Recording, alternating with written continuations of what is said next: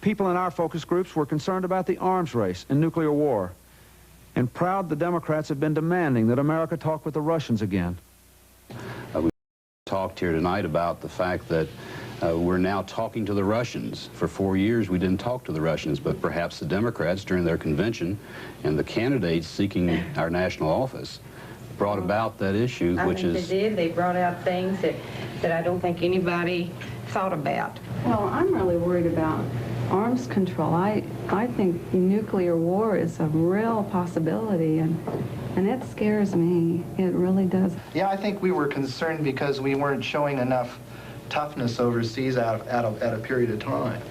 But now I think, you know, we're not even talking. At least there was an open door to both Moscow and the United States, but they've been closed, and yeah, they're going to get back together, but I'm concerned too as far as how far they're going to go. Are they really going to talk, or is it just a sham? I think that there has been departures from the agreements on both sides, and I think also that both sides have become so much more aware of the dangers of a nuclear war, such as nuclear winter, that there's much more of a concern on both sides as far as working toward peace.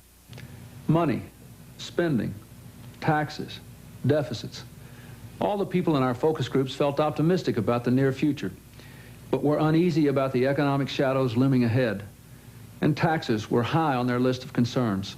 We've managed to breed a tax system which has encouraged people to really go out and say, I'm not going to pay taxes. And so long as we have people who are going around, basically who have very well-to-do, making a lot more than probably any of us here, maybe several times over, who are paying virtually nothing, I think that all of us are going to resent the system. My husband and I feel that a lot of times we hear of little things that one can do to lower your taxes or to do the best that you can with your tax situation, but we don't always feel we're in a situation to do that, to buy property, to invest, to save, to take out an IRA. I don't know how I explain to my family the fact that we have, compared to some friends who have a lot more than we do, you know, we pay more dollars in terms of taxes, and that's the system we've got. It stinks.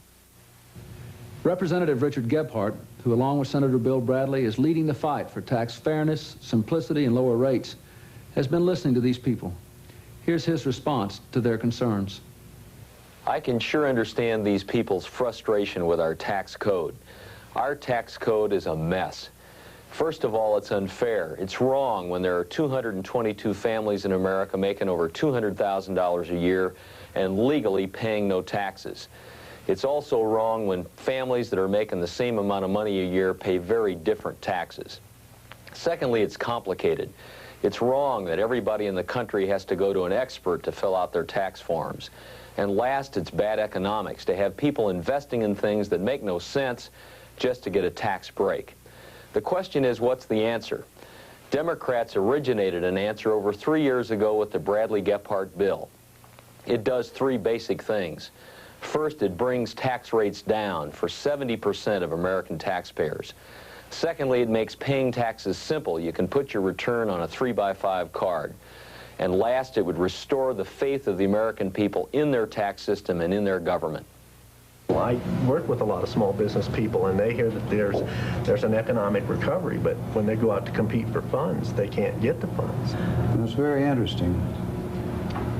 We have had a very acceptable rate of economic growth in the past year. But even in face of that, there has been a greater degree of small business failures, a greater number of bankruptcies than in any year since the 1930s. There's been a larger number of bank failures in 1984, the year just ended, than in any year since the Great Depression. And there have been more farms and homes foreclosed than in any year since those dark times. All of this ties together, and the deficit, of course, does have something to do with that, because it competes for the scarce dollars that are available for investment and those healthy things that would create growth and job opportunities in the private sector, and keeps interest rates high. In the first 5 years of the 1980s, under the Reagan policies, we will add more to the national debt than was added in all the previous 192 years of our nation's history. How does the Democratic Party plan to cut the deficit and not raise taxes? I think what we have to do is show the American public that we're willing to sacrifice equally. We as Democrats should offer a plan where the sacrifice in resolving the deficit crisis, which is critical, must be across the board and even, that there will be tax reform, that we should talk about tax reform instead of increasing taxes, that we should talk about a strong, clean, efficient defense rather than more money for military spending that might be wasted. Because there's so much misunderstanding about the deficit, this chart may help to put it in perspective. In terms of debt, here's the total under Truman, Eisenhower, Kennedy, Johnson, Nixon, Ford, Carter, and now Reagan. This graph is a strong answer to those who want to put all the blame on the Democrats for the deficit. Now I'd like to add a personal note about the misconceptions on the deficit we found in some of our groups. Some people really believe that Congress has taken the president's tight budgets and wildly inflated them. That's not true. As a governor who has to present balanced budgets and live on them, I know the truth is that the president's gotten just about what he asked for in terms of both tax cuts and overall spending increases. According to Republican congressional sources, total congressional spending over what the president requested during his entire first term was only 0.2% of total government spending. And for the current fiscal year, Congress actually appropriated $17 billion less than the president requested. So the president must assume responsibility for the debt too. We want to help him do something about it, but we can work together only if the facts are fairly presented and the political finger-pointing stops. Our economy simply can't continue to grow with this kind of debt. It's keeping interest rates too high. That's contributing to the overvalued dollar. Now we've got an annual trade deficit of over $120 billion. Now we're losing at least 1 million American jobs to foreign competition that our own economic policies are supporting. Now our farm economy is being destroyed by high debt, declining land values, and shrinking foreign markets, all because of the deficit, high interest rates, and the overvalued dollar. There's enough blame for all to share and enough work for all to do. Now let's get on with the job. Millions, billions, trillions, they're constantly being debated. But when Social Security is discussed, these numbers become very human, and every group was concerned. I have a question about Social Security. President Reagan says that he may be forced to freeze or cut Social Security benefits because that's what the majority of Congress wants to do. Is that likely to occur?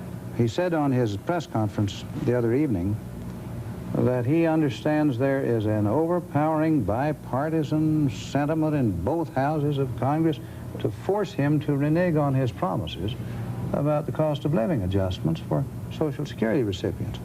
I can assure him that from the standpoint of the House, that does not exist.